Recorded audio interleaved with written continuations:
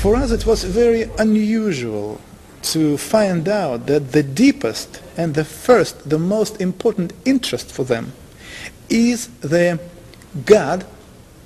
Who is He? They are looking and searching for God. Yes. And His creation, ways, understand everything. And they can learn it only in one way, if they learn and check how big human groups are behaving, kind of a invisible influence, and how people are reacting. At the same time, there is another very interesting technology. When they meet a person, they take from a person kind of an informational hologram. This hologram, which any human being have, contain in itself information about previous lives, about present life, and something about possible future.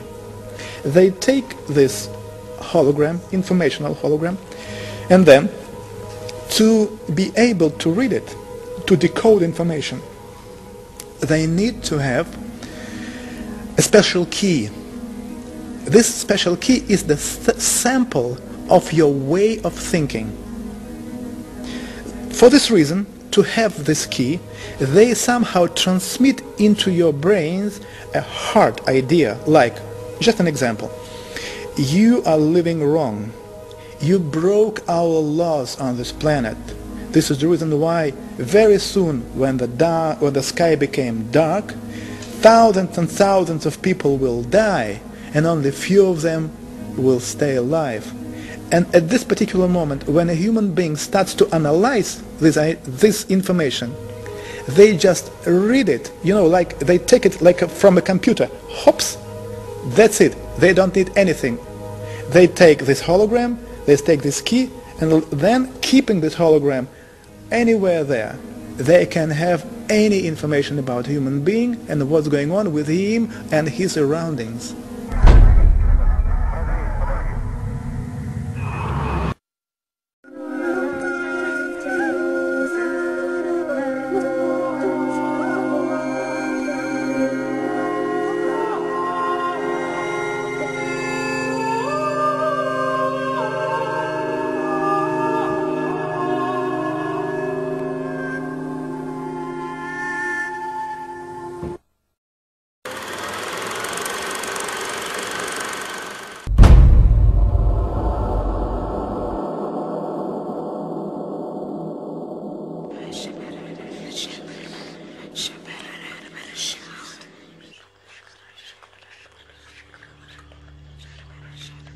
Regardless of whether the Apollo moon landing was faked or not, an interesting photograph hangs on the wall of the Sanctuary of the Scottish Rite Masons in Washington, D.C.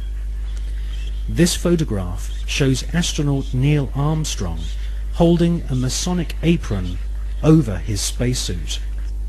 The photograph has seemingly been taken on the moon, or at least on a studio set which resembles the surface of the moon. Neil Armstrong has become a mysterious character since his alleged moon expedition. According to the records of the Ohio Grand Lodge of Masons, Neil Armstrong's father is a Freemason. In fact, Neil Armstrong Sr. is a high-ranking 33rd degree Freemason. Neil Armstrong's co-pilot, the second man to have allegedly walked on the moon, was Buzz Aldrin. At the time of the Apollo 11 mission, Buzz Aldrin was a 32 degree Freemason. They were in good company, as many of NASA's astronauts were also Freemasons, including Gordon Cooper, Walter Schirra, John Glenn, Edgar Mitchell, Thomas Stafford, and Paul Weitz. These men were all members of the Brotherhood, all sworn to keep secrets on pain of death. These astronaut Masons were under the leadership of Kenneth Kleineknecht, who was NASA's Apollo space program manager. According to an article and photograph published in the Masonic magazine Scottish Rite Journal, upon his return from the moon, Brother Buzz Aldrin presented a flag to Sovereign Grand Commander Smith, who was the Supreme Commander of the Supreme Council of 33rd Degree Masons of the world. The flag Buzz Aldrin presented had been taken to the moon on Apollo 11. According to a Masonic lecture delivered at Beauverde University in 1994 by American Masonic historians, astronauts Buzz Aldrin and Neil Armstrong performed a Masonic ritual exactly 33 minutes after touchdown on the lunar surface. They temporarily planted the international flag of Scottish Rite Freemasonry, which features a large double-headed eagle. Therefore, the eagle has landed. Override off. Engine arm off. 13 is in. We copy you down, Eagle. Houston, Tranquility Base here. The Eagle has landed. Roger, Tranquility. We copy you on the ground. You got a bunch of guys about to turn blue. We're breathing again. Thanks a lot. And we're getting a picture on the TV.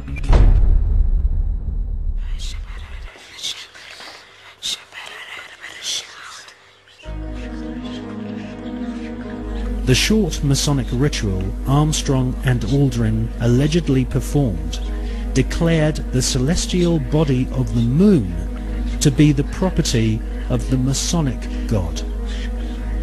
Who is the Masonic God?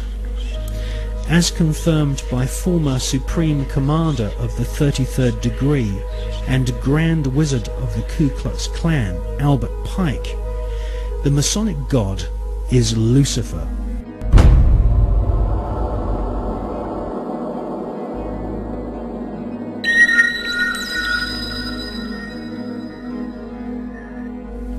The name of NASA's space program, Apollo, according to the Holy Bible, is actually an alternative word for the devil. We can see this in the Bible as the word Apollyon. Apollyon appears as the name of Satan in the original texts of the New Testament Gospels.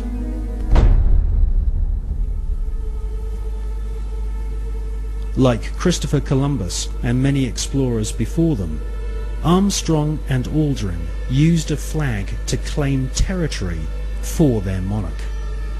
Upon their return, NASA Space Program Manager Kenneth Kleineknecht invited the Apollo crew to a secret Masonic ceremony, which saw Kleineknecht's brother be appointed to the Sovereign Grand Commander and titular head of all Scottish Rite Masons throughout the world.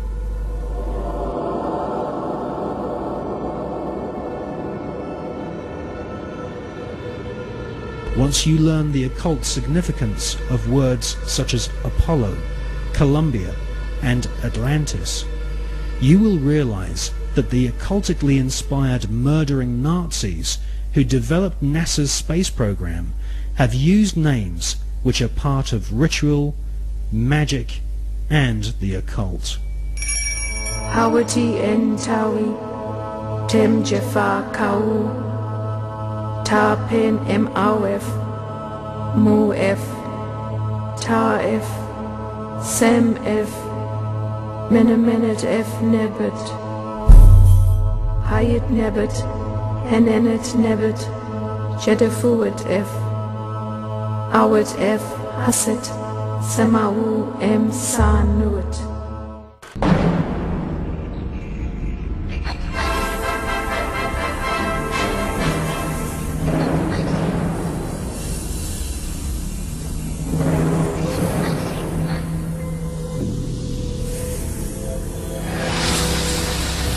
Mike, what I keep imagining is if I'm a lonely traveler from another planet, what I think about the Earth from this altitude, whether I think it'd be inhabited or not.